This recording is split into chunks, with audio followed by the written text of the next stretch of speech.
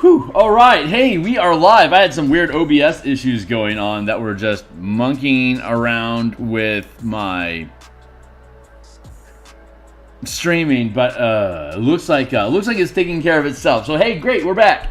I'm going to be streaming here for a bit. I'm going to my signal here. Looks like it's coming through okay, a little bit loud, perhaps. But great.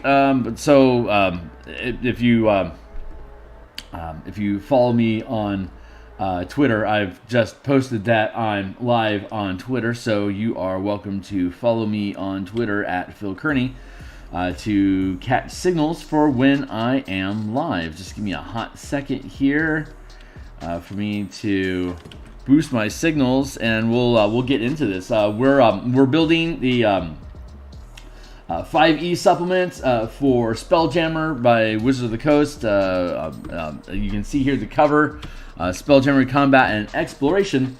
We've been producing the text for this, as well as it's off the editor now. And once this final pass of the editor is complete, we'll be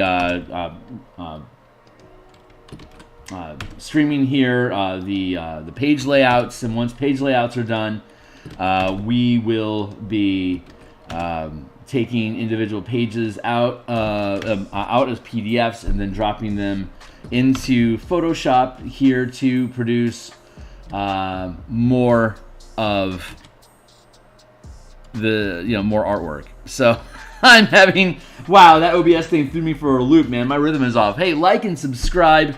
I do this every day. Check out some of my other streams, the Eberron Adventure Design.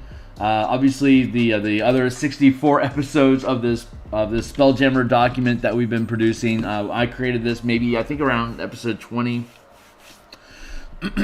But today we are creating creature tokens for this. My name is Phil. I produce PDFs on DMsGuild. There's a slew of links down in the description down below. For you to take a look at previous work that I've done. Everything that I create is 100% preview, so you can read them all cover to cover. Check them out. There's like 120 some illustrations in there. But if you like how the material reads and you think the ideas are cool, consider supporting them to help encourage me grinding more of this stuff out. So without further ado, I need to set a clock.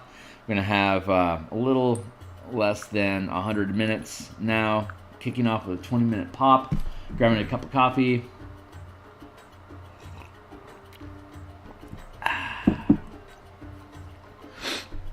And let's keep at this.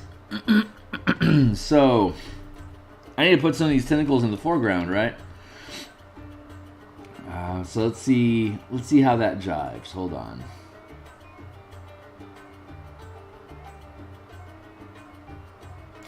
I'm gonna do.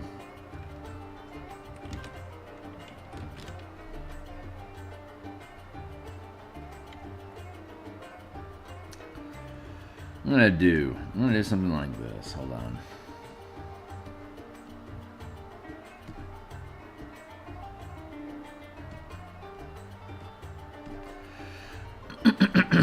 Something like that, and let's see. Let's go with that one and this one.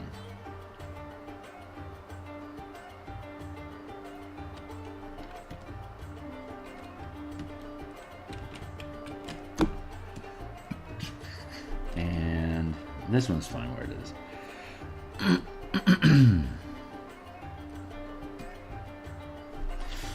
All right, so I didn't have any of these jelly bits. The word I'm looking for is tentacle. There was no tentacle up front, so I need to get my tentacles on point.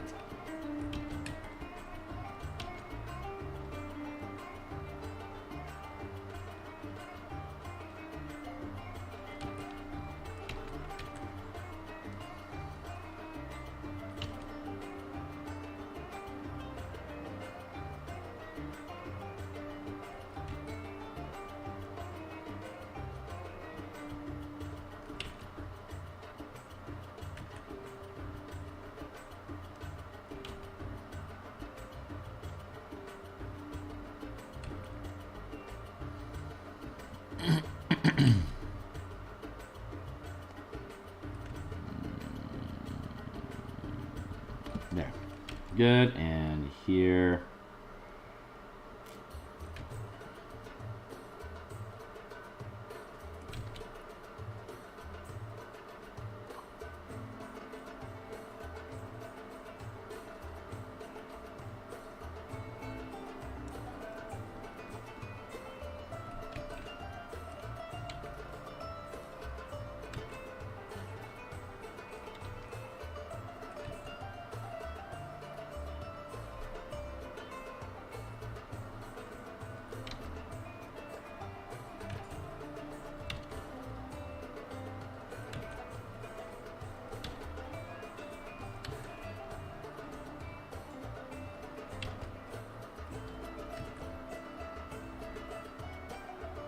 Something like this.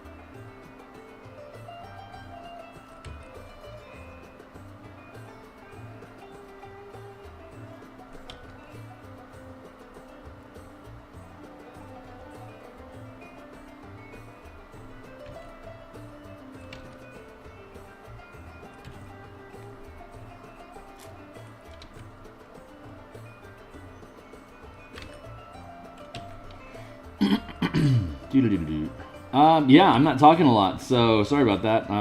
Making jellyfish here. This is the aesthetic from 5e. It's a living ship that warmongering fae fly around in like Spelljammer ships, and and I guess at the end of the day, Bob's your uncle. So.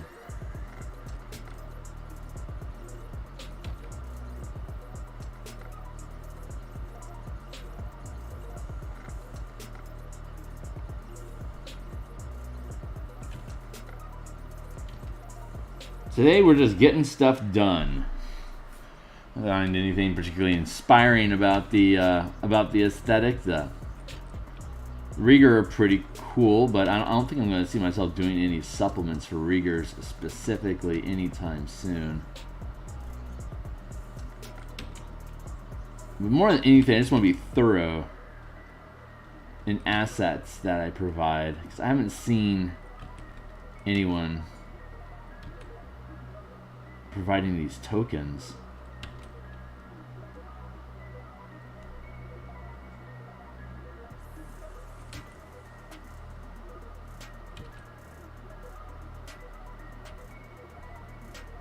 So I'm hoping they're going to be useful to people.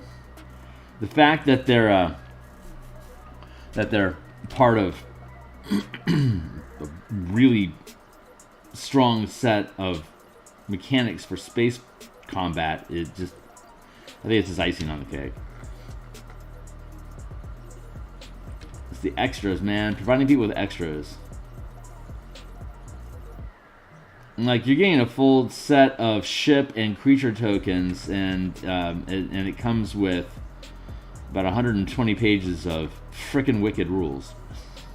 Or you get frickin' wicked rules, and it comes with a ton of tokens and maps that are going to be useful for you to play in, regardless of what system it is you choose. So I can't really go wrong here. It just takes a lot of work.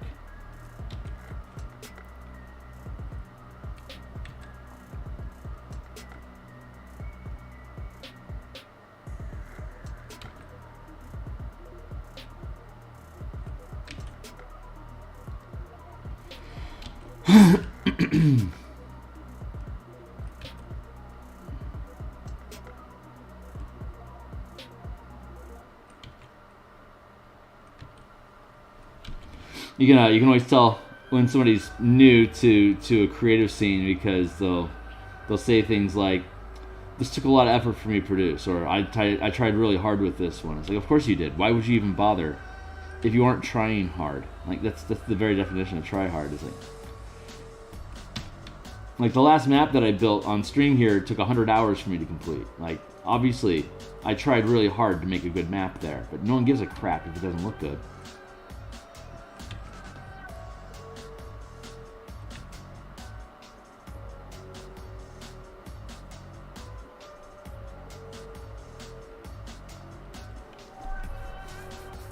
This is already looking better. I am pleased. Thank you, Amun-Ra.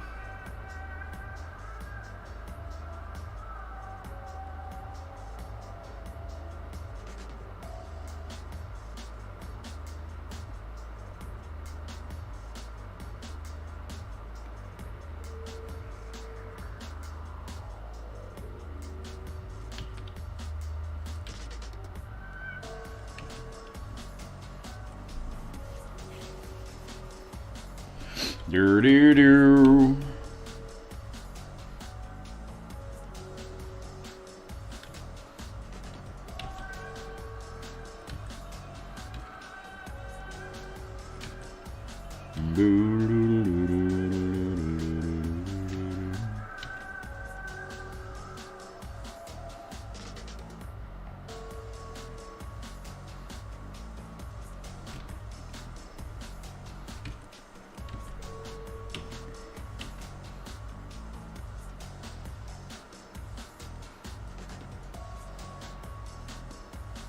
There we go.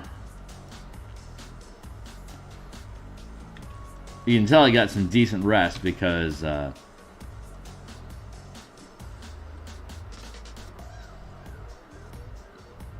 pixels are pushing just fine today.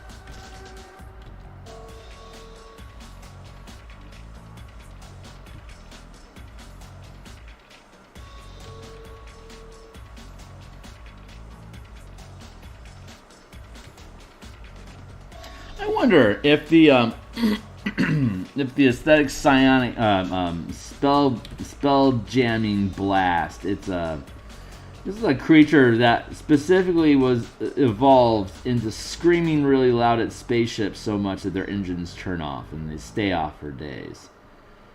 That's a very first edition Gonzo sort of monster. So I'm wondering, what is it about Spelljammers that make aesthetics scream so much?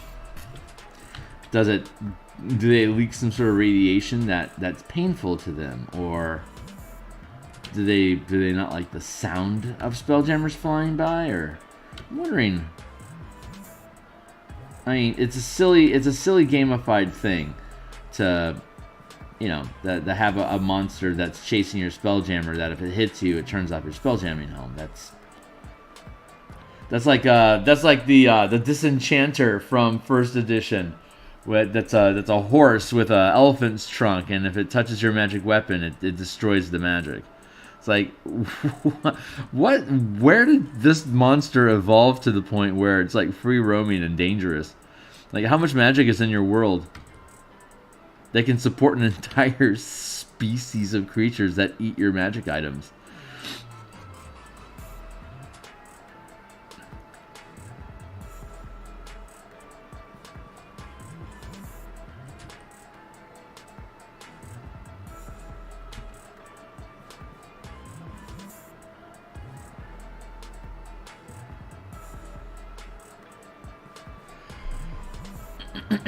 like why there wouldn't be like 3 or 4 Riegers hanging out on the Imperial Citadel, just hanging out with aesthetics, just waiting for somebody's spelljamming ship to cause trouble. I mean, what a police force!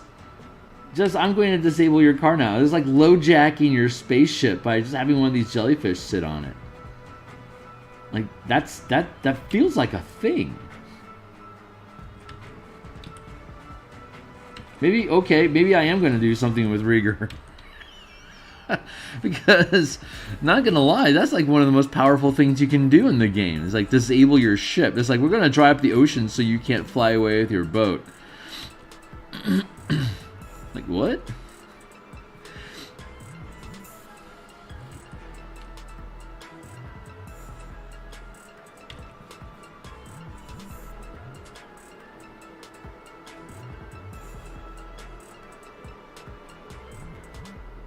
Just the implications of what these things can do is...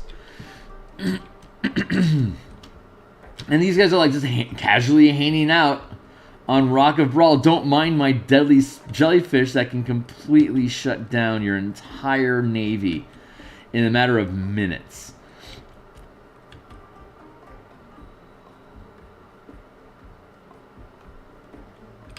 Is it is free to come and go because Rieger are otherwise pretty much just indestructible? Or I don't know. It's just a lot of power that is just nonchalantly being tossed into this adventure that just is throwing up flags to me. Can you tell the flag throwing that I'm doing here?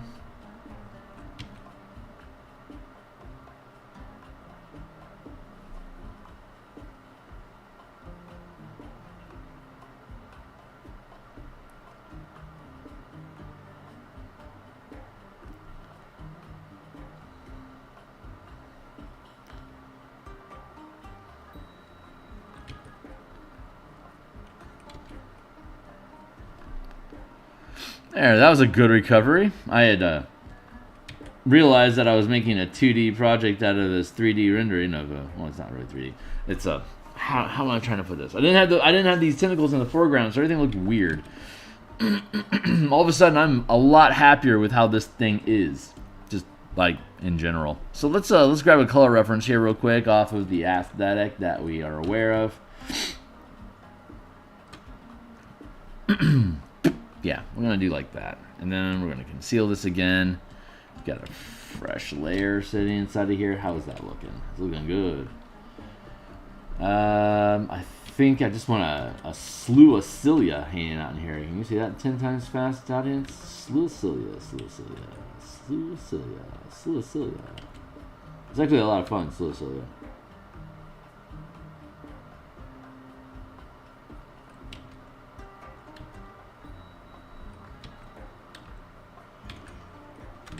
Yeah, we're gonna layer these in, and then I'm gonna redo the silhouette underneath all of these.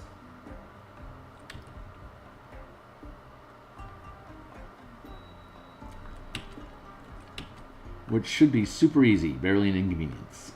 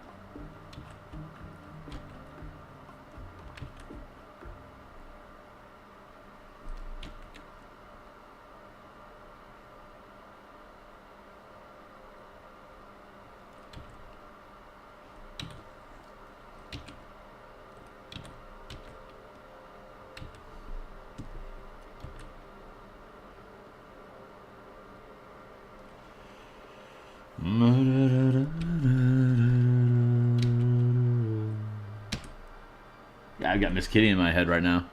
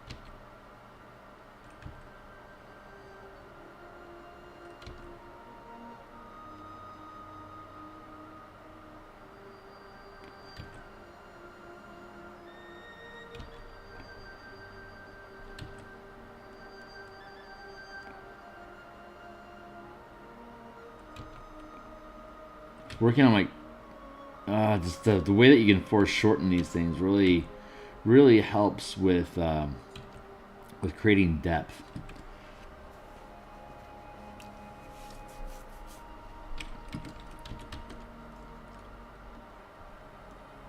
By establishing language about how thick they can be when they're close, having them taper off faster is a good indication that it is receding to the background. And if I do my shadow work well, it'll help reinforce that idea. Yeah, I'm pretty happy with that. So yeah.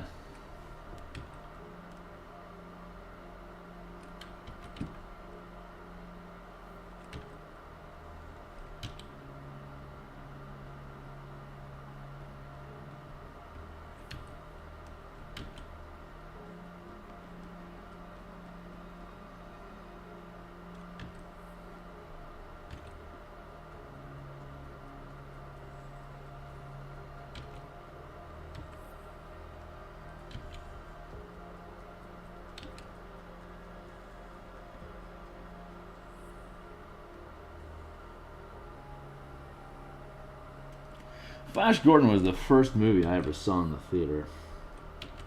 It was my 5th birthday.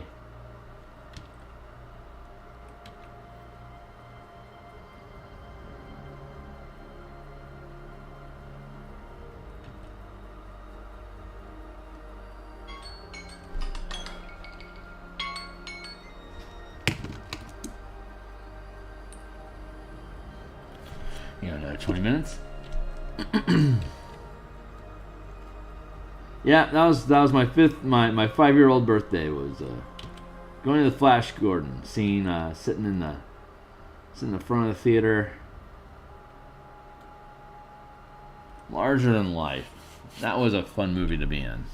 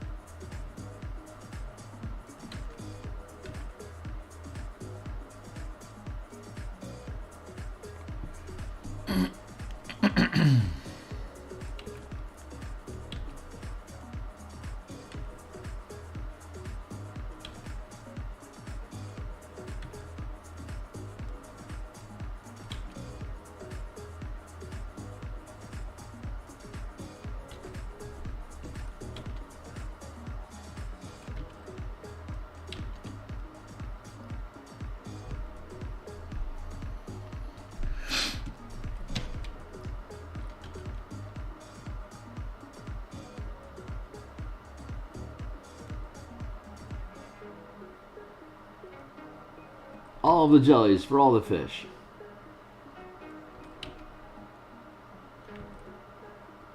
I got nothing going on. If you're out there, let me know. Because I just feel kind of buried in the lost today.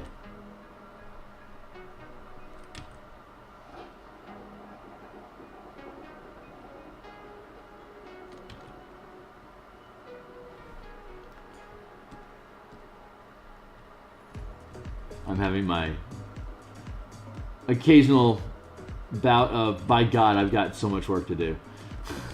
Am I ever going to get it all done? Project Terror. But the way we get it done is just by grinding it out every day, which is why I started streaming in the first place. Because of just how much of a lift projects like this are. I did it back in the core mechanics book that I had, which is linked down below. Check it out. But it's a heavy lift of just mechanical, just a lot of mechanics for developing a Magic paradigm. And that was intimidating when that was the first book that I produced. And it was a 75 page document is not like a beginner. That's like diving really deep into the deep end of the pool right off the bat, but it's what my heart wanted to do.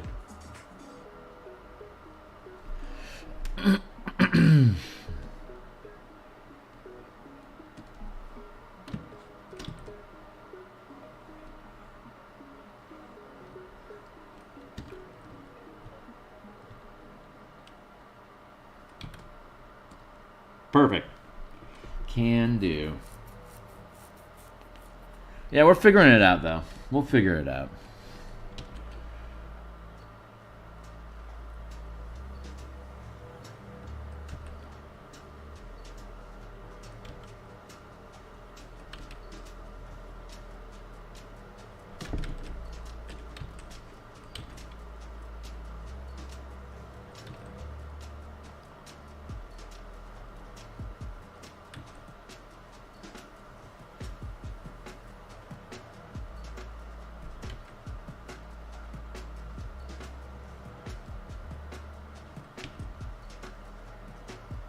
There we go.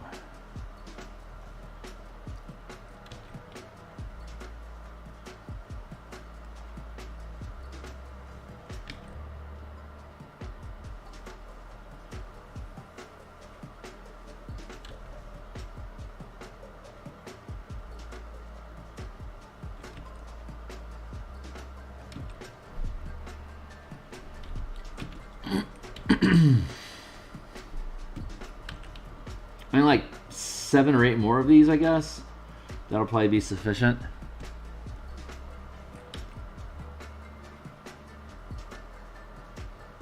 And then we'll be able to update the silhouette. And we can sally forth from there.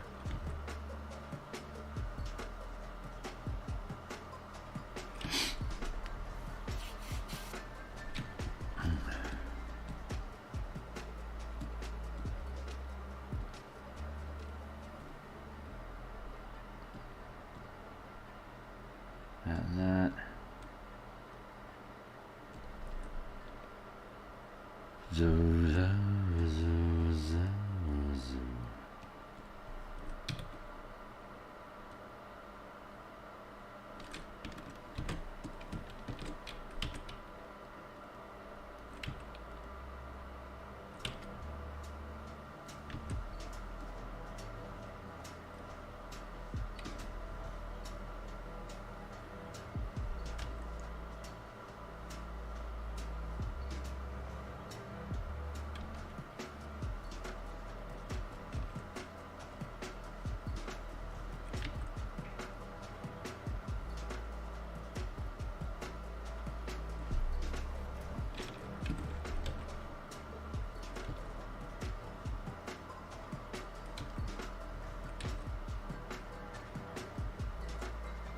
This is already going along really nicely, though.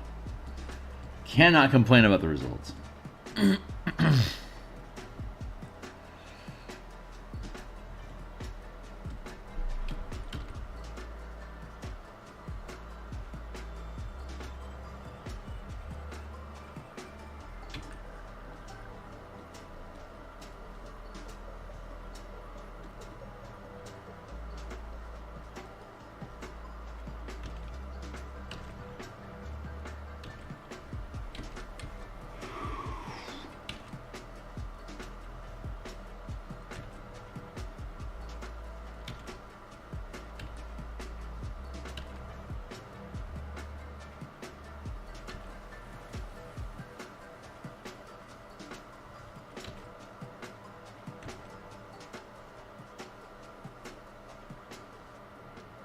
There we go.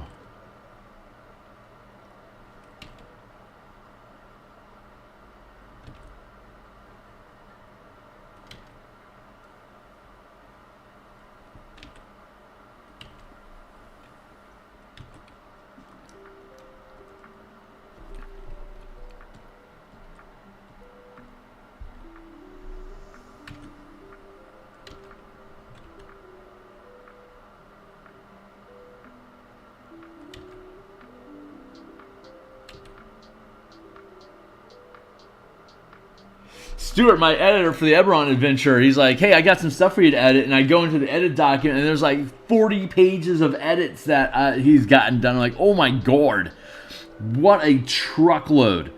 So, I'm playing catch up now.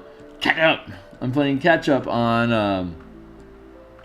the Eberron edits that we have, which is awesome. I just hadn't anticipated seeing so much of it. I'm looking for another color here. I'm hoping for some sort of diversity in.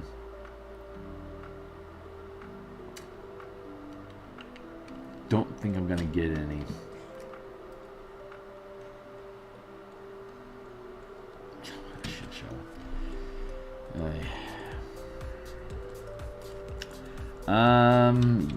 Yeah, don't think I'm gonna really find what I'm looking for. Like Bono would say. I'm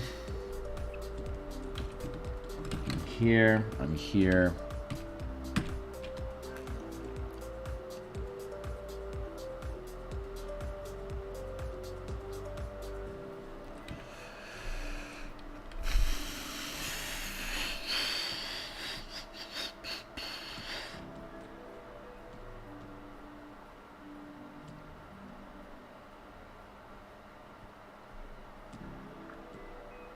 Here and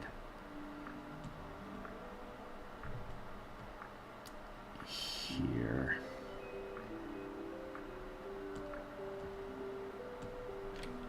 I'm gonna do this. Yeah, wrong way to do that.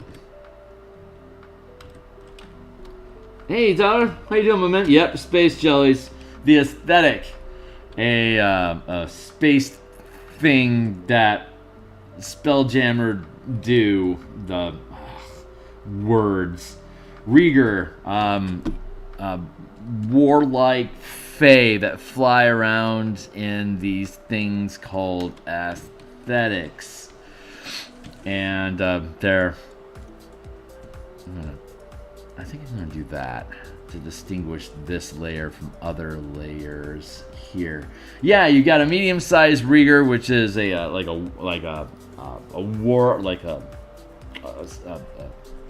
breed of fae that like to perform art by killing things, and they have this super jellyfish that they somehow create, and are living creatures that are capable of full spelljamming speed, and their special attack is when they make noise, they stop spelljamming helms from working. Like, they shut them down for like D4 plus 1 days.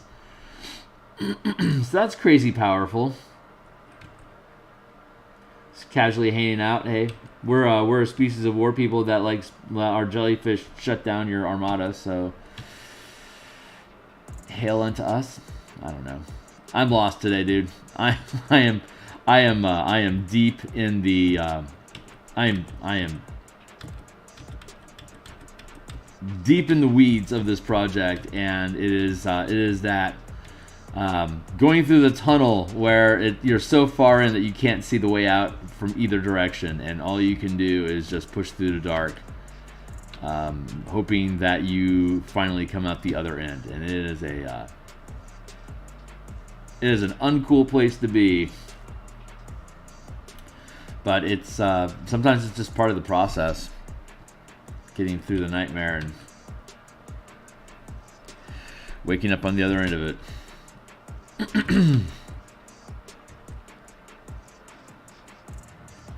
Which is why I stream in the first place, because there's sometimes these projects are such heavy lifts. They have so many assets that need to be produced. There's such a long production pipeline that if I can't... God, that looks pretty good. I have to be able to, it's just the words that I'm looking for are blah. That's the words I'm looking for, my man. It's it's a ridiculously heavy lift, and sometimes it's just frustrating as all French. You know, I'm going to hold off on revising. You know what? I can go ahead and revise it. I want to do it. I want to see how it sits. It's the right thing to do for the right time. Duplicate that block and then merge.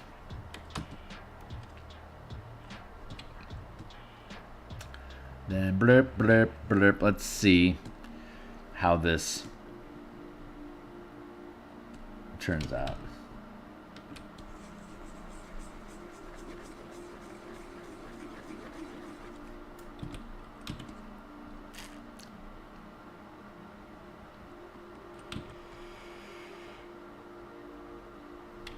Not bad. A little bit of grit here and there. I think it needs to be fixed, but we're looking pretty good overall. What? The deuce is all of that chaos. Oh yeah, it's the hood. That's what that is. Shazife. All right, let's do that again. For this time, let's not include the jelly hood.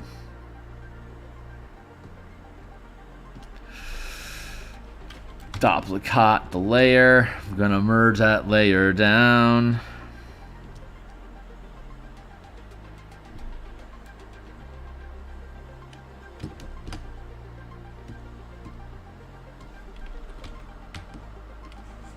Let's do that again.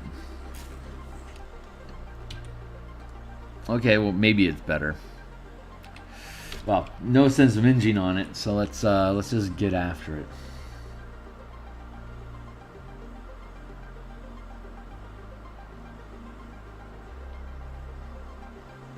But I'm a lot better rested than I was yesterday, so these so far I'm not being punished too heavily for mistakes I've been making.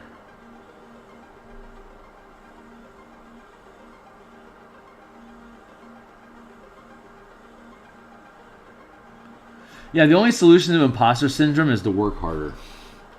Speaking of casually hanging out, I'm at the courthouse, Lee, and jury duty. Oh, neat. Okay, so downtown, about snow. I can't. Oh, hey, Hornetico, it's good to see you, my dude. Oh, you're trapped. That sucks. I mean, if there's a good coffee shop, then cheers. happy to be here to help you burn some time, my dude.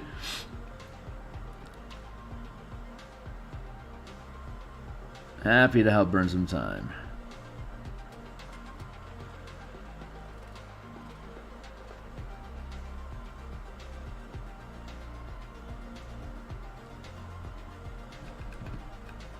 Knock that down.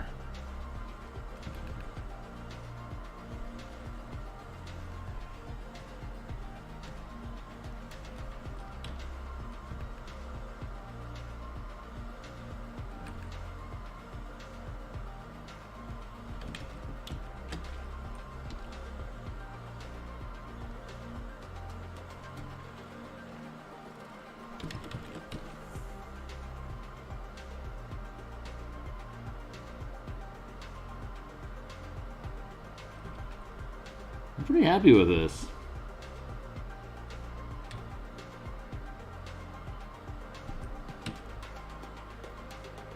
Me futzing around with this, like this, is going to force me, the silhouette, it's going to force me to update the coloring that I have once I snap the color back on top of this, but I suspect I'll be okay.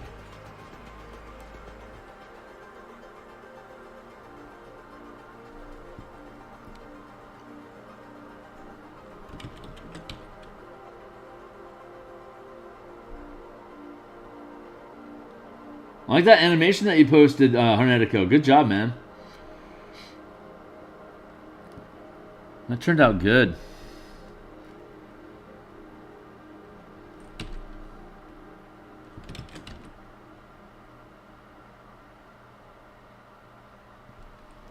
Nice. As just an outline, I think that's pretty damn good. Like just a silhouette,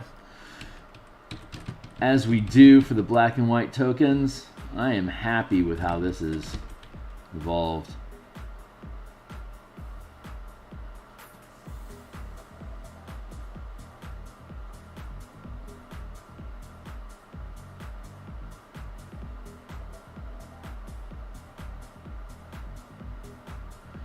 And once this is done, I'll have only the Megapede and the Lunar Dragon, and then all the creature tokens, all the generic creature tokens will be done. We'll still have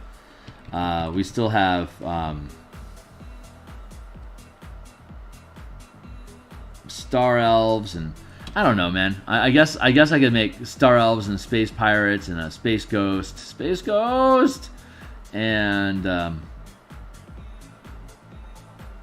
other not what's like just like the gift creature tokens and generic Hadozi and generic Plasmoids.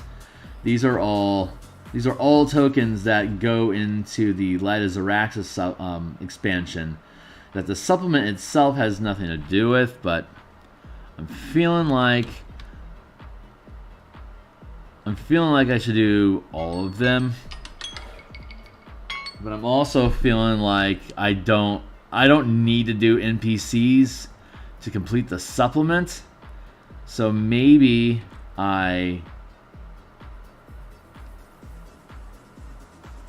create the creature tokens, like the individual NPCs and creature tokens as a separate art pack that can be like a coupon to buy this book.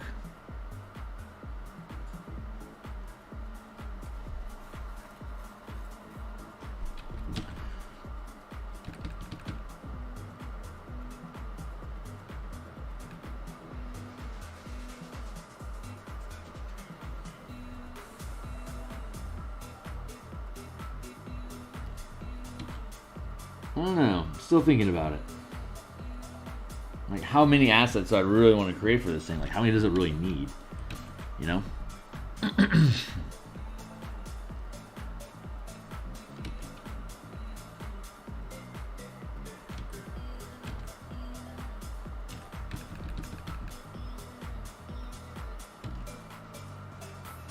if I'm going to do something, I don't want to half-ass it, you know? But there's also sprawl is a legitimate concern. It's a thing. Project sprawl, when you see this works and this works and this works, like the video I did last week on the Spirit Warriors, inspired by Monster of the Week that Dungeon Dad had done. And I had legitimately never seen Spirit Warriors before. There was so much Spelljammer monster content. I stopped looking at monsters like a long time ago. When I realized, oh, you're just charging me money for inspiration. I've got plenty of my own inspiration, so I really don't need to spend money on your monsters. So unfortunately, that meant that I missed out on inspiration. So like the very thing that I was promising to provide for me. It's like, oh yeah, legit. That's legit.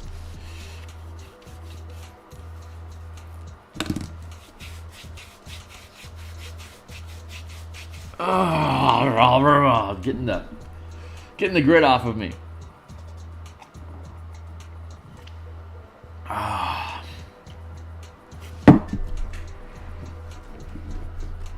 Gotta say though, man, there's a little bit of a bird down there, but for the most part, I'm really happy with how easily this all curved out. It's let's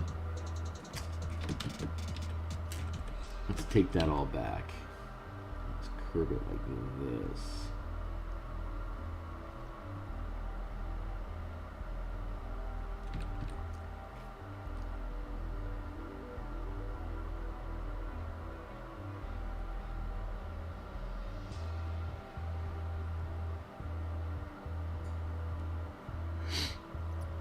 There. And then we'll go back over all this with color. I'm just smoothing out these curves so that when the color drops in, it's all going to feel just right. Sometimes I hide inside the details to escape having to take the next step. It's a form of procrastination. It's more productive than other forms of procrastination can be, but I have to start looking at, like, at what point am I wasting time on a particular piece, and sometimes the problem is it creates too much detail in comparison to other pieces that will be accompanying the one that gets overworked. So it's not just a matter of, oh, this was me emotionally hiding for a while, but at least the end result is a gorgeous piece. But not if it's part of an ensemble. If you're trying to create a consistent look throughout an entire document, you have to pay attention not only to when something is falling short, but when something else is inappropriately exceeding the rest, you know?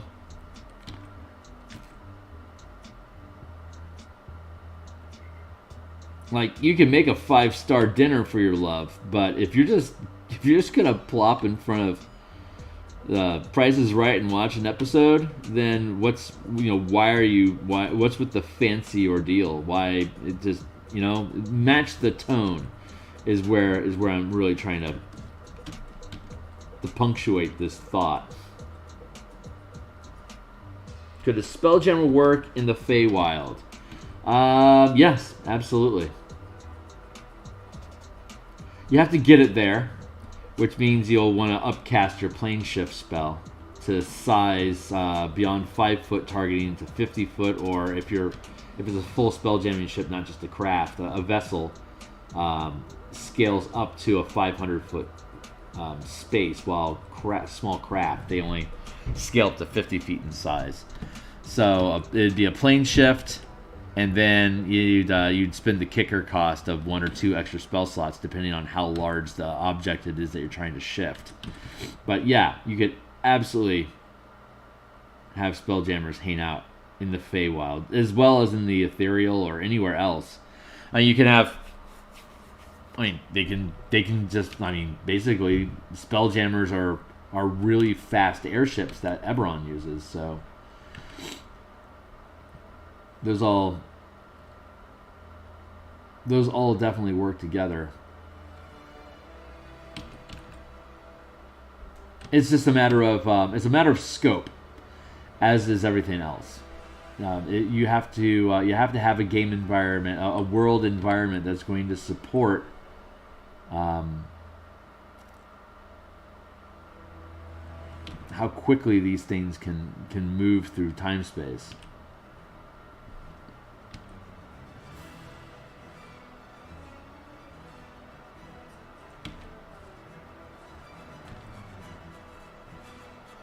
Like one of the sections that we have in this book is talking about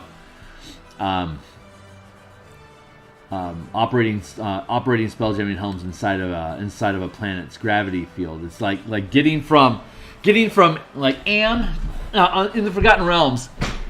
Excuse me for a second. There we go. In the Forgotten Realms, Am is about 1,500 miles away from Waterdeep, right? Like the nation Am to the city-state. And that can be months of travel on foot, but if you have access to a Spelljammer, it can take as little as one round to, not one round, but like one round. A full-size vessel can move up to 10,000 miles per round. Or if they're moving 10 squares, it's basically 1,000 miles per square. So they can, and Toril is only 8,000 mile diameter. So you could, in one round, you could go from one, like you could pass. Like if you're flying past the planet of Toril, you can pass the entire planet in one round. So if you want to fly to Aunt May's for a pecan pie and she's outside of Waterdeep, it's not a matter of how fast that you can get there. It's a matter of how slow do you need to be to not accidentally overshoot her cottage in the middle of the woods. You have to scale down to a speed where you can actually see it approaching. Otherwise, like supersonic, if you're flying in a supersonic jet, you're not looking at what street is this. It's like, what nation are we flying over currently? So you have to scale up for large movement and then slow down to a point where you can find what the hell you're looking for. So it's the scale of the adventure or the environment that you're inside of is going to ultimately say how fast, like how fast is the point of that you're moving, right? Like if you're moving like 5,000 miles per hour is the maximum speed in a Spelljammer ship, you're going to be able to fly and still be able to recognize that's Mom's house. Otherwise, it's going to shoot by too fast. So, but 5,000 miles per hour is ridiculously fast. But you can see it approaching at that, like at the 10 mile scale. You can see things like there's Waterdeep on the horizon, and here it comes. And then once you get within 100-mile range of it, then you start scaling down your speed. So you're not moving 100 miles per round. You're now moving 1 mile per round. So every 6 seconds, you're moving a mile. So you can see it closing into you within a reasonable time period. I mean, if you need to speed up to 10 miles per round and get there in a minute, like in literally 1 minute, that's great if you're paying attention. Like if you're in a gunfight and you're flying around, then you may not want to slow down to let pursuers so easily catch up to you. Like jumping out of gravity into space to get away from a pursuer and leave them adrift, and then be able to go back Earth side, as it were, or planet side, to then actually arrive at your destination without giving away where you're going to. Might not be a bad idea. I feel like there's supposed to be a thing happening here.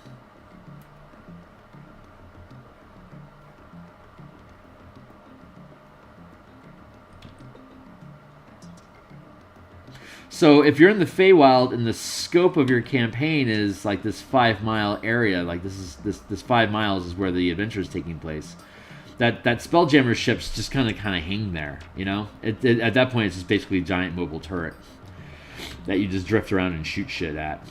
So, which I encourage. That is leaning into the game narrative. You got me monologuing. I really appreciate that. Thank you. Nothing gets me out of a rut like monologuing. Here, let me listen to myself. It's comforting. But yeah, that helps reinforce the idea of a dungeon. What is a dungeon? It is an underground bunker inaccessible to attack from air. Before Spelljammer existed, there were dragons. And thus there was always a need to dig deep to get away from your flying foes. If it's not a dragon, it's a manticore. If it's not a manticore, it's a chimera. Chimera. Sorry, French. There's endless.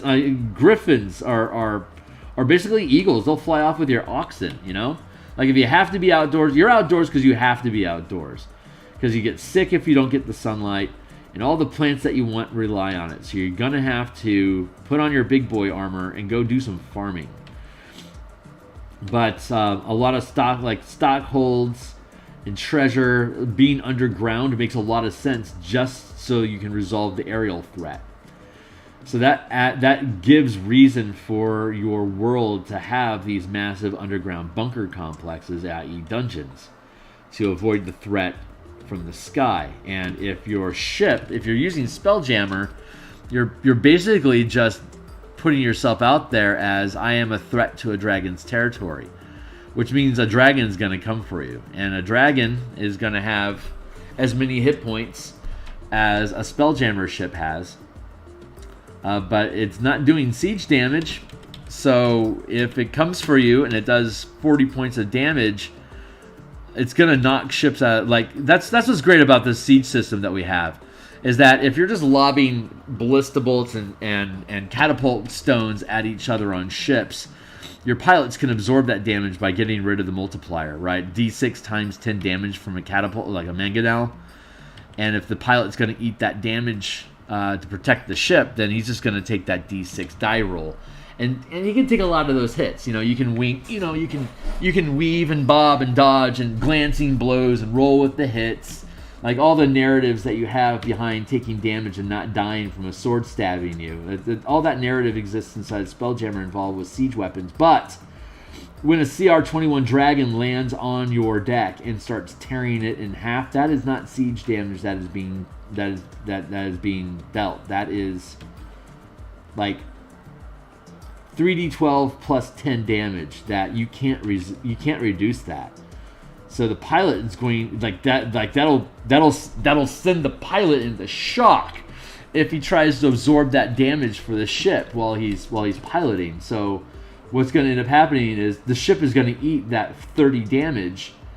And if you're like in a damselfly, it only has 200 hit points. So like, how fast can you get that freaking dragon off the deck of your ship before it wrecks your ship and, you know, sends you plummeting 500, 1,000, 2,000 feet to the ground and just die? So if you're wondering, like, why isn't there just like a ton of spelljamming ships flying around in your in your fantasy world campaign, think about how many creatures are flying in your world that are above a CR4 that can pose that look at your ship as a significant threat to its territory. Because catapults are great and stuff, but if any of these creatures have intelligence, that's basically waging war on the god of the sky. So you just have to... So Fae, being magical creatures in a realm that they control, bringing a spelljamming ship into their house can be viewed as an act of war. If the Fae themselves have control, like say star moths and stuff like that, if they have control of these vessels, they may have rules about who has access to them. Like only noble court can have a spelljamming ship, and then you can limit it to not even a full vessel. You can just go with like minor helms with craft, which are still ridiculously fast, 1,000,000 miles per day instead of the 100 million miles. But they're smaller. They're so much smaller that that they can be. They're only 50 feet in size or smaller, so you can get away with them having a smaller profile. You know, like if you drop a 200-foot ship over somebody's castle, and that king is suddenly going to get pretty pissed off.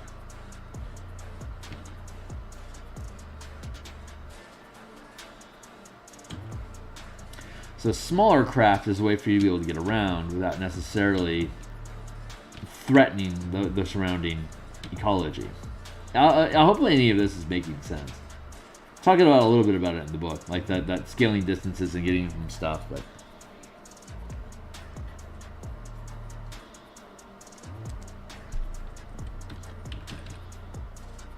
But that's an example, like that's not important for the mechanics of the book, so I'm not specifically calling out the kind of threat that craft have. That's a conversation that could also be handled in the Eberron books about airships being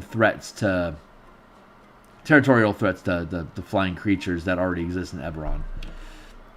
But that's a campaign cultural thing that, like, you may want to have a campaign where these ships are significant threats to everything in the sky, and that's why like humans are the dominant species on your planet, because they were able to create things like this that can knock dragons out of the sky. So dragons may not be the apex predator in your campaign anymore. They are now threatened and angry about the development of these flying war platforms that can, you know, to young adult dragons like CR-14, they could be significant threats if they're piloted by a competent crew. I'm going to go over here, make sure this stuff looks good, and then we can get back into coloring. Just the cultural implications of these things are just so fun. Now, it's Spelljammer, sure, but just anything in the settings, like oh man, whose is it? It's is it Benjamin Hoffman that does that's doing the Detect Magic podcast series, where he takes a specific spell and then really extrapolates the meta of what it means to have these things, like spells and magical abilities. Like what impact would it actually have on a society that has access to these kind of technologies?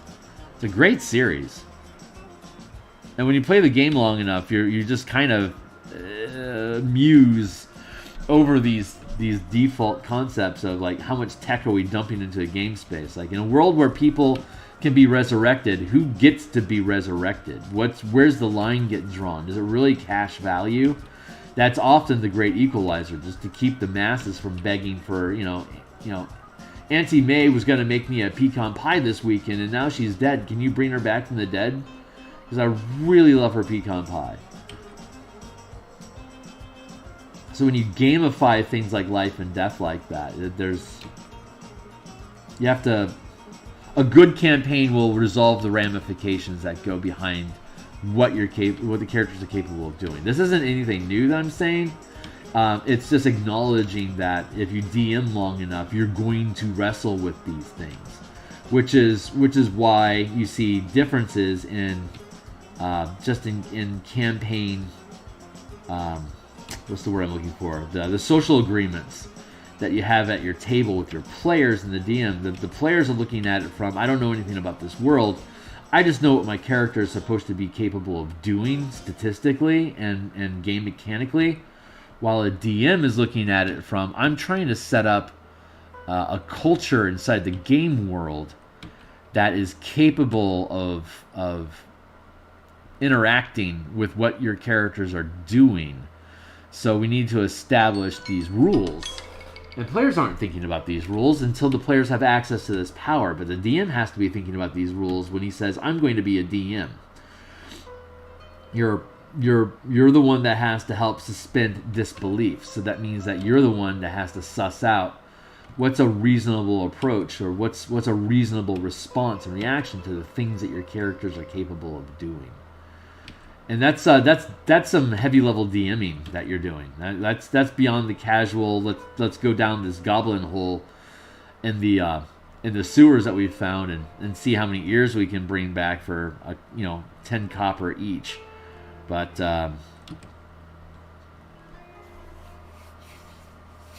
yeah, that's some advanced stuff, man. I don't know, but that sounds amazing. A spell-based meta podcast. Yeah. And he's done, I think he's done Fabricate. I think he's done Prestidigitation. Plant, what is it? Plant Growth.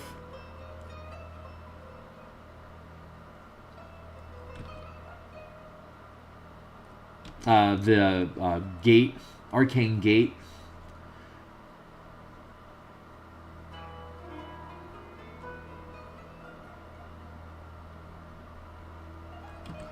So as a DM creates tools that they're content with, that gives them security to allow... So this is the problem with high-level campaigns.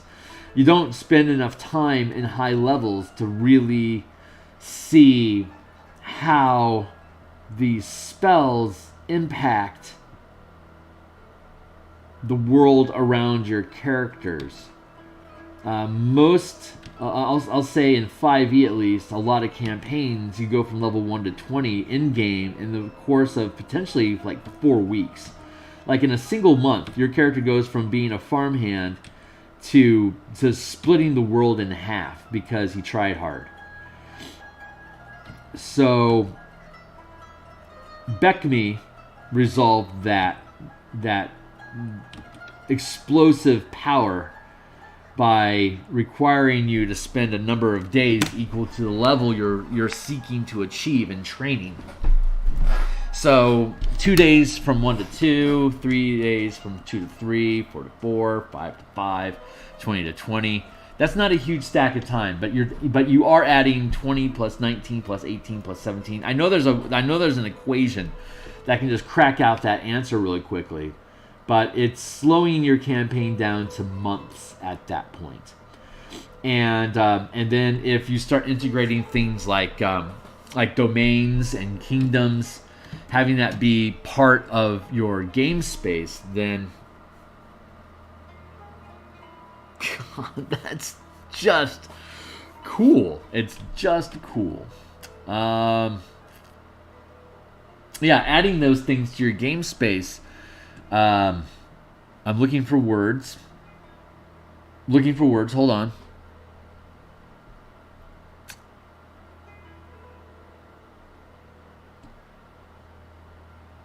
Phil's brain is skipping some beats, so give me a minute to... My gut's telling me just to keep working on this merged layer, so I guess that's what I'm going to do.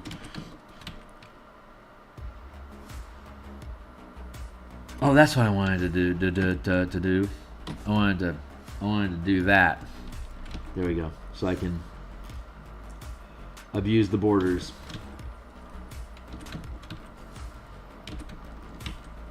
Like this.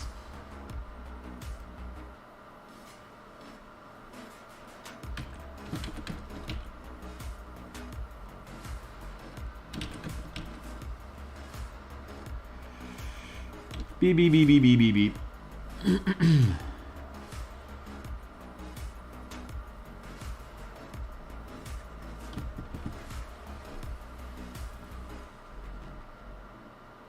Bang.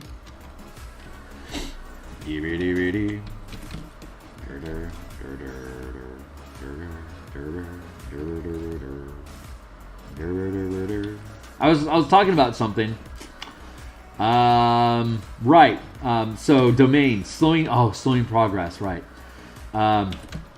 So if you do something like integrate, hold on.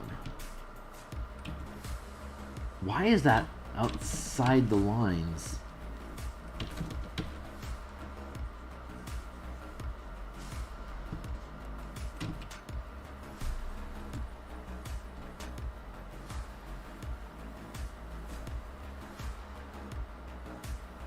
Huh.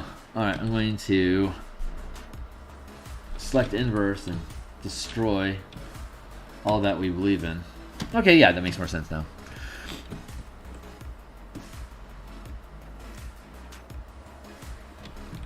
Wait, select inverse again. Destroy. And then select inverse and okay, cool. Now I get back into it. Right. So if you slow the roll of your campaign, you're starting to integrate like space.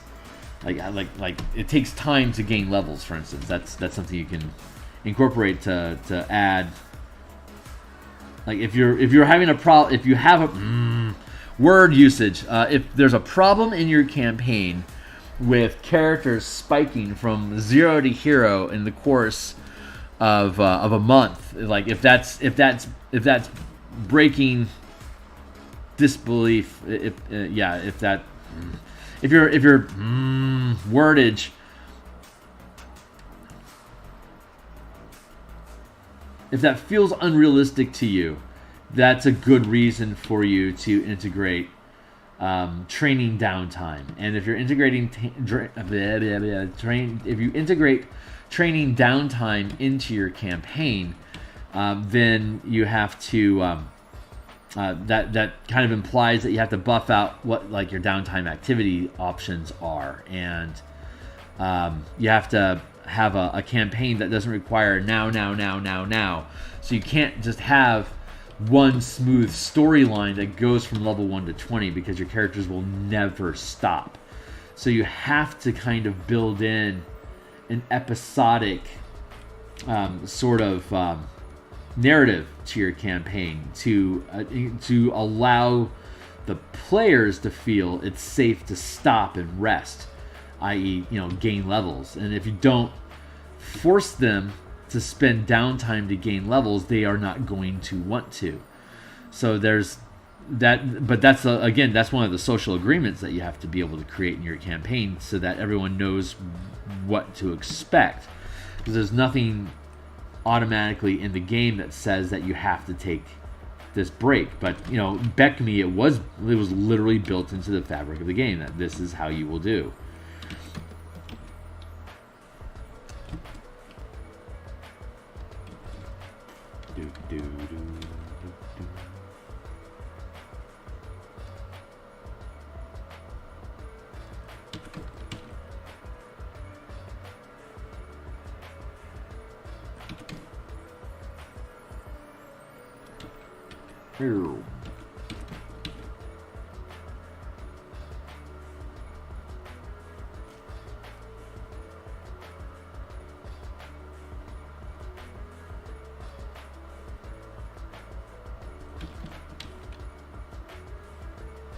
Like the Descent into Avernus could take years for your characters to complete, and that means that Elturel's stuck down there for years.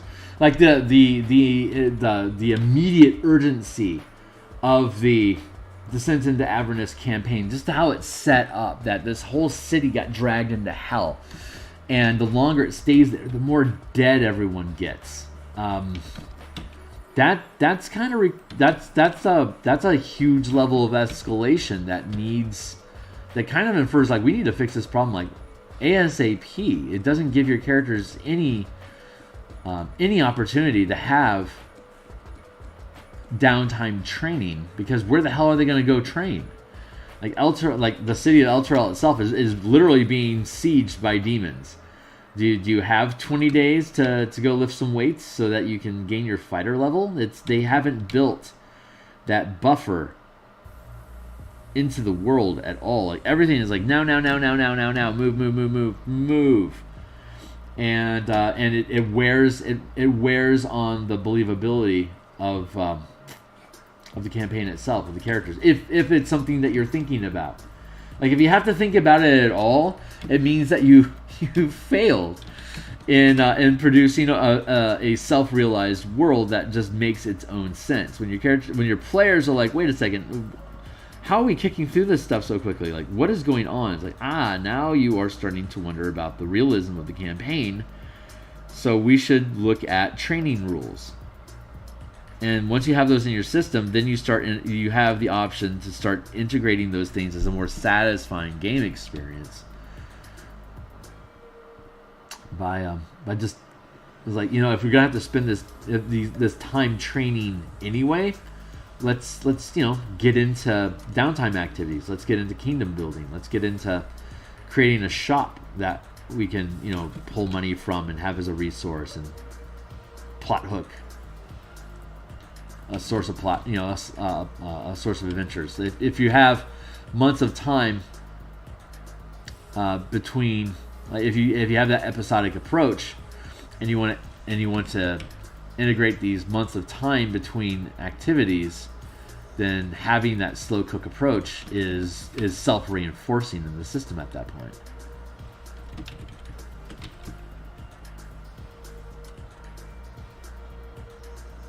Because it becomes part of the game culture that you have to have downtime to get more powerful. That also means that the villains need more downtime to get powerful, which kind of pushes characters towards, let's catch this guy before he accumulates more power. Reasonable concern. So there's still that dog and there's still that chase. But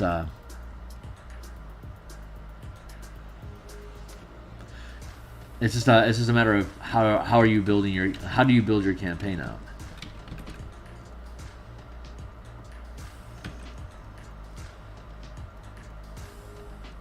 I kind of got lost in the weeds there. Sorry about that. Talking off the cuff like that is sometimes there's mixed results,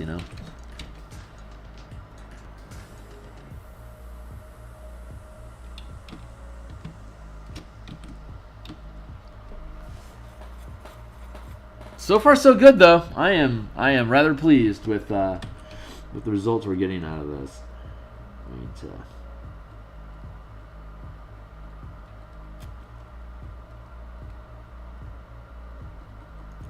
Blend these bits together here like this. I think that's...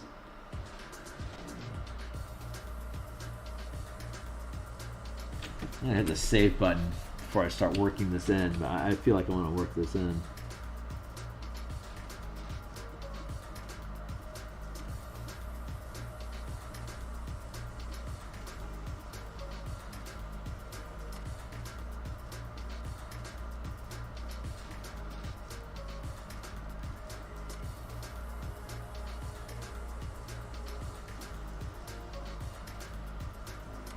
I know there's been some talk on DMsGuild about Feywild systems.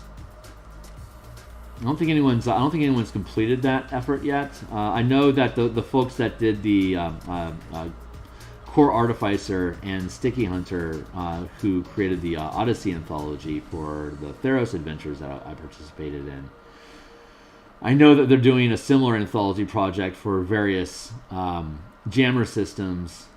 And then having small little one-shot adventures for each of them. I think they've got a good 20 some odd people working on that together. So it'll be another really great anthology project in general.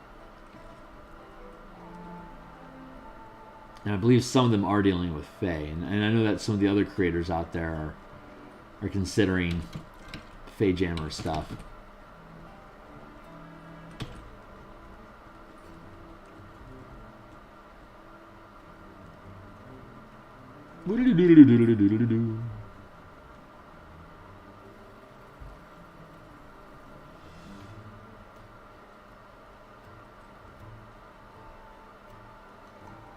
I can afford to be a little sloppy over here, but I don't think I want to.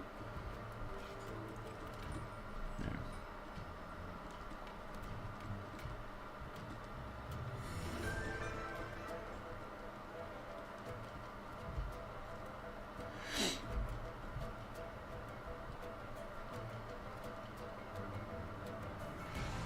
All of that was to say, I remember my original point, is that if you DM long enough, you start to have your own internal logic on how you resolve these high-end logic issues. Like how can I build a world that's going to remain that's going to have enough internal logic that the characters with these abilities function in that society.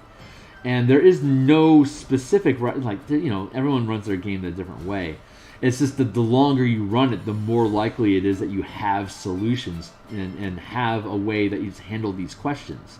You know what works for your game. So you're gamifying society to work in a, you know, to be able to serve the actual purpose, which is the entertainment of the campaign. So as you create those solutions and see, yeah, that actually kept the game from breaking down. This is an acceptable approach to like how society, like if your game keeps breaking, like if your team keeps using friends and charm person to manipulate the characters in the game world, and it keeps wrecking your plot points as a DM, you're going to evolve, you know, quote unquote solutions to charm person and friend spell, which is that attitude meter that's in the DM's Guild in the Dungeon Master's Guide is such an effective, is actually a really legitimate tool. It's like these spells can shift the attitude of a creature from hostile to neutral to friendly, but that maybe is all that your spells can do. Like charm person automatically gives you friendly status with whomever your target is, while it keeps up. It doesn't automatically mean that they're gonna, like, suggestion forces them to obey your commands, but they know it's at some point they know it's happening. Some of these things they know while it's happening, others they only realize it happened after the spell ended. But that makes you a public enemy because you are a manipulator that can have ramifications if you get into a room with key political figures. You put key members of the parliament in the room with a psychic. Key members. Your sin is your vanity. And some guy with a sword is going to correct that.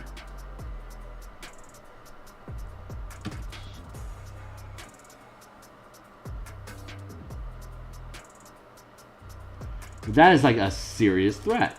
Legitimate concern. Like, who's reading my mind right now?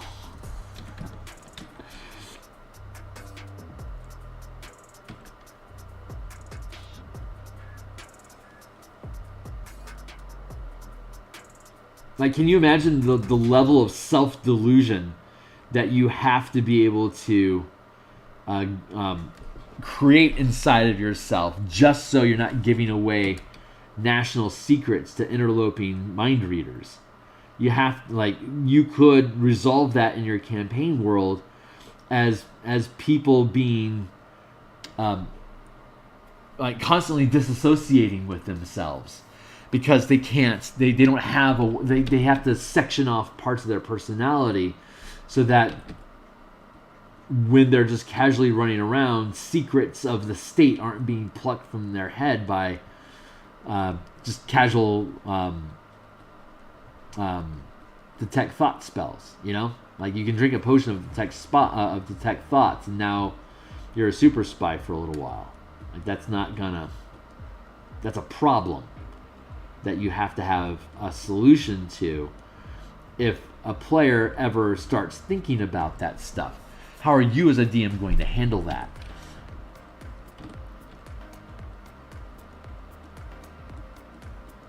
It's like one of the things that nobility needs to do is learn how to convince themselves of their own bullshit, which has real world implications. Like why is it that industry leaders and high-level politicians in the real world are such psychopathic murderers, you know? Allegedly. But why does ethics always seem to be concerned where there's power? And the answer is normally corruption.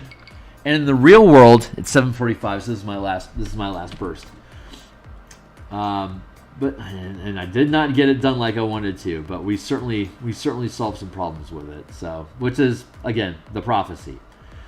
But yeah, in a fantasy world or in a world of telepathy, that psychoticness of leadership is a defensive mechanism for them to never really be revealing what's truly going on, because anyone could potentially get access to that information and it becomes a security breach that could get millions of people killed. So they have to have these weird personalities so that they can just shield their internal dialogue from being plucked. And if that is a legitimate solution, when you're dealing with these people and you're trying to do insight checks and stuff, everything's going to come up squirrely. Which makes players suspicious, but they don't know to be suspicious until they have access to these powers. And now that they have access to these powers, they have to learn how these things work. So how much of this is common knowledge? It's probably not very common knowledge, the psychological damage that high power people put themselves through just so they can weather a fantasy world where their minds are going to be constantly probed. So that's a lot of ramble talk, but it also applies like cyberpunk. Like if you're in a cyber world where you can have your memory hacked, you have to learn to partition that stuff off into a more secured subsystem inside of your core memory, so that you can separate your, like Dollhouse did a great job with this. They would change their personalities so they would lose emotions that weren't going to help them, you know, be a sniper killing civilians that are trying to invade their lair in the post-apocalypse setting. Like you have to turn that stuff off. My shift is over. I can afford empathy again, so I'm going to reload empathy into my personality. Stuff like that.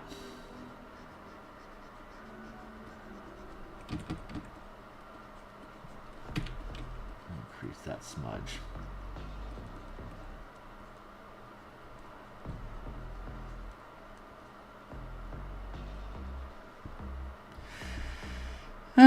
So we didn't get this done today like we wanted. That is always a threat. That we don't get as far along as we wanted to because we went into a problem, and the problem was the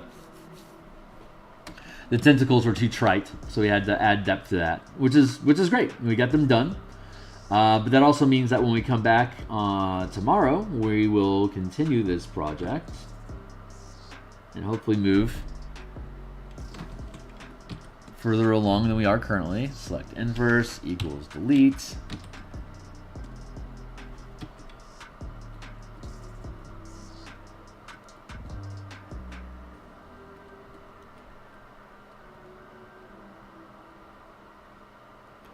I'm starting to feel the pain. I can feel contractions, as it were.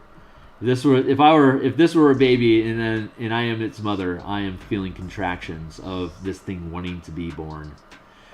Final edits are being chewed on, which means that we, assuming whatever, I'm not sure yet what Adam's timing is, but I would think that if you can get it resolved in a week or so, that means that we're going to be doing layouts in the beginning of March, which means that, and it shouldn't take a month to do a layout. I can typically do, once I figure out the layout scheme and like the headings and the size of everything and how it's supposed to sit, once that is resolved, I can crack through 10 to 30 pages a day.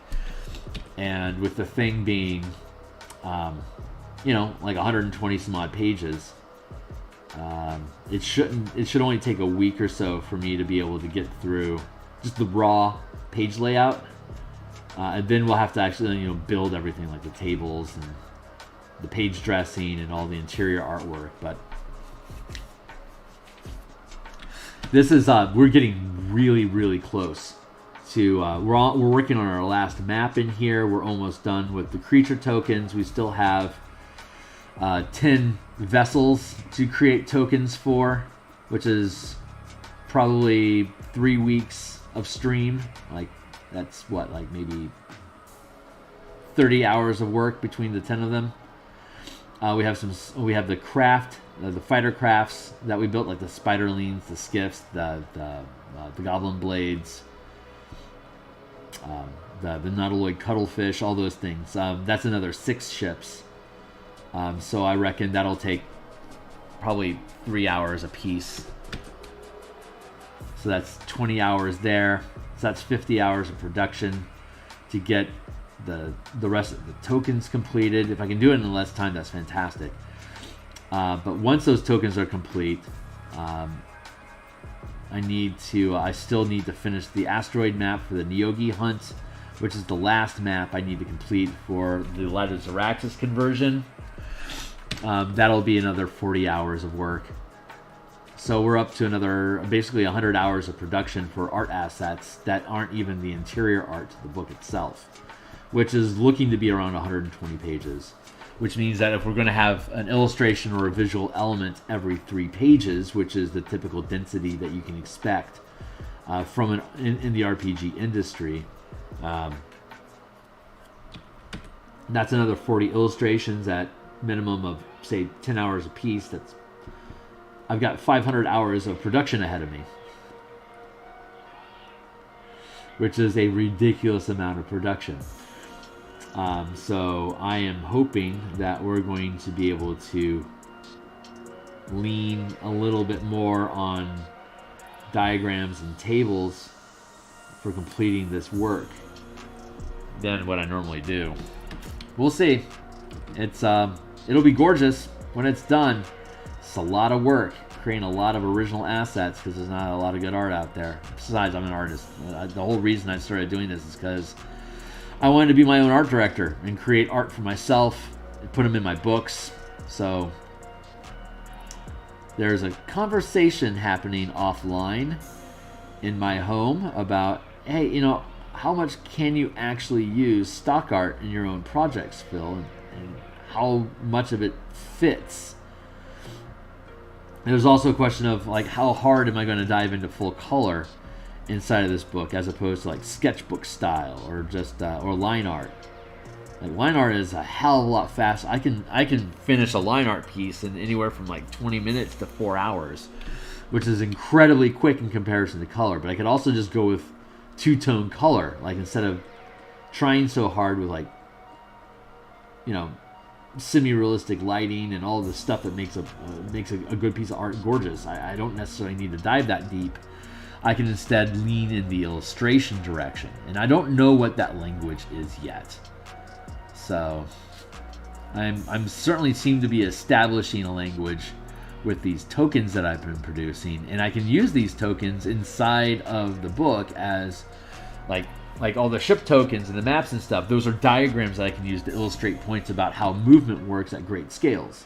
So this is helping create all of that internal diagram and chart and stuff that I need to build. But then beyond that, how much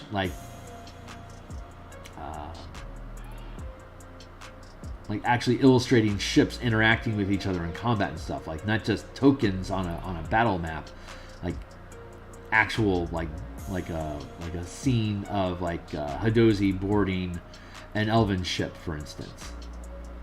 Like that's a pretty complicated composition that could take a while for me to complete as an individual illustration, but would absolutely super on point flavor wise. It's just a matter of how long does it take to produce that, which is a constant stress that I face when I run projects like this, because it's not just me that's getting paid for this stuff. I've got people that are, Ukulele Bard and Adam are getting percentage cuts off of this. So at some point it's like, how long am I going to make them wait for them to have this thing out? But if I don't do it right, it's not going to sell like it should, so then they get screwed. So it's a matter of how fast can I produce it versus what level of quality will it have, and then beyond that, how relevant is it going to remain in the overall general conversation of, how many people are going to go back and visit Spelljammer again after they run Light of Xeraxis. Because I'm really trying to connect with that. So you like Spelljammer and you want to keep using that stuff sort of audience, but there's marketing, there's timing and marketing for these things, and my stuff is always slow to market. So it relies on high quality to overcome the ridiculous amount of time it takes just to develop these things in the first place. And that is something that I am still assessing as a professional. How early in market do I really need to be to gain good return of investment? And like art assets, map tokens, earlier is better. But you can sell, like there's some DMsGuild art assets and map packs that have sold thousands. So there's value there being first to the market just to simply get assets in people's hands, whether they're actually good or not. At some point, it doesn't really matter to the community. And if it's good enough, it's good enough, and enough is enough. Then, much like this corner over here, you're just kind of spinning your wheels and mincing. But this is my imposter syndrome creeping back in, making me doubt my own process. Because we all have imposter syndrome from time to time. And this is my time to suffer.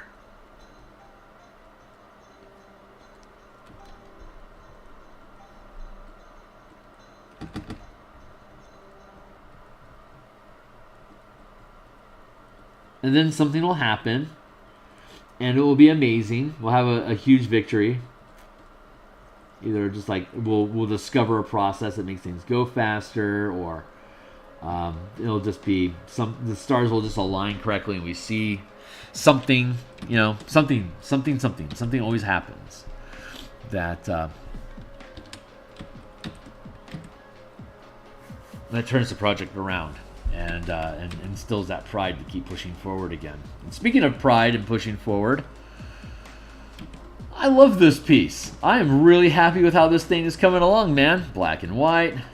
I honestly, I like the black and white silhouettes on a lot of these a lot more than the colored version. It's just cool. But yeah, so we figured all that mess out. We still have lighting and stuff to do inside of here, but I like that haze effect that's surrounding that.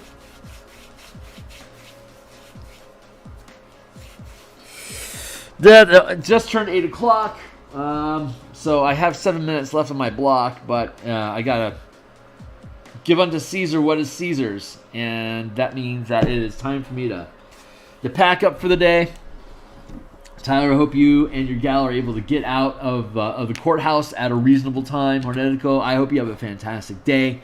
Anyone else that's just now showing up for the first time, hopefully this ranting and raving was entertaining. I'm here every morning, Monday through Saturday. I'll be back again tomorrow morning to try to finish up all I got is the bulb left, and then some shading, some lighting effects to do in these tentacles. God willing, that's not going to take too long. I can finish it up maybe in 100 minutes tomorrow, and then we'll get on to the lunar dragon, and then we'll end it with the megapede. So tomorrow is Wednesday, and then we'll be back Thursday night working on the underground lair, the underground laboratory for the Eberron adventure.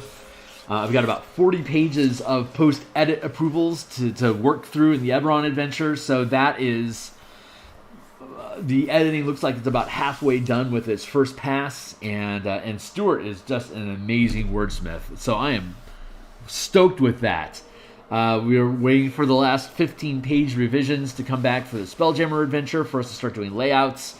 I'm integrating the errata from Light of Zaraxis into the appendix that we have for converting Light of Zaraxis into the Spelljammer combat and exploration system that we developed. So on Thursday we'll be working on Eberron. This is Tuesday, so Wednesday, Thursday, Friday mornings, and Saturday we'll be continuing working on tokens.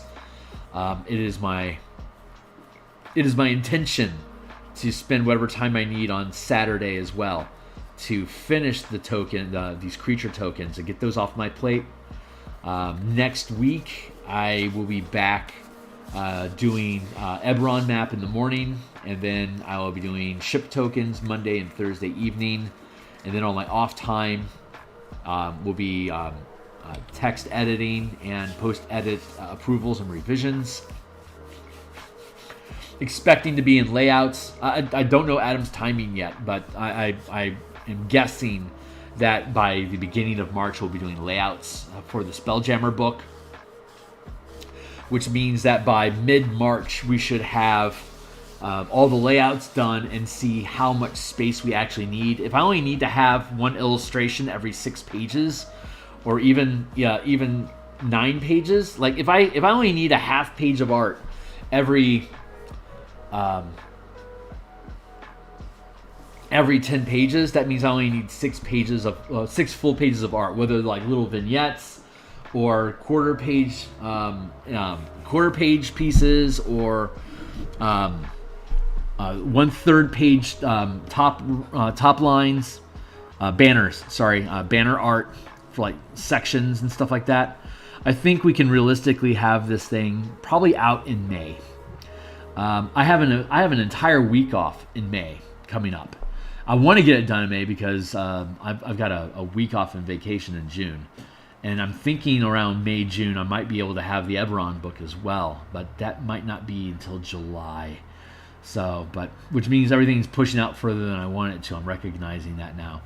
But that also means that the Martial Powers book will be done for certain by the time these things are off my plate, because it's such a slow cook, which means as soon as these roll off my plate, I should be able to pull the Martial Powers book onto the workbench and hammer that out. I was hoping to get that out in like around September, and I think that's still very realistic, which means that we'll be working at that point only on the Guilds and Kingdoms, the Guilds and Kingdoms book. So the Dragonlance conversion. So that will be leading us into the new year, which is about where I expected to be. So all this shit's a slow grind, but God, it's going to be fantastic when it's done. So I'm out of here for the day. Like, subscribe, follow me on Twitter at Phil Kearney. I appreciate folks showing up. Thanks for being here. I'll see you on the other side, guys.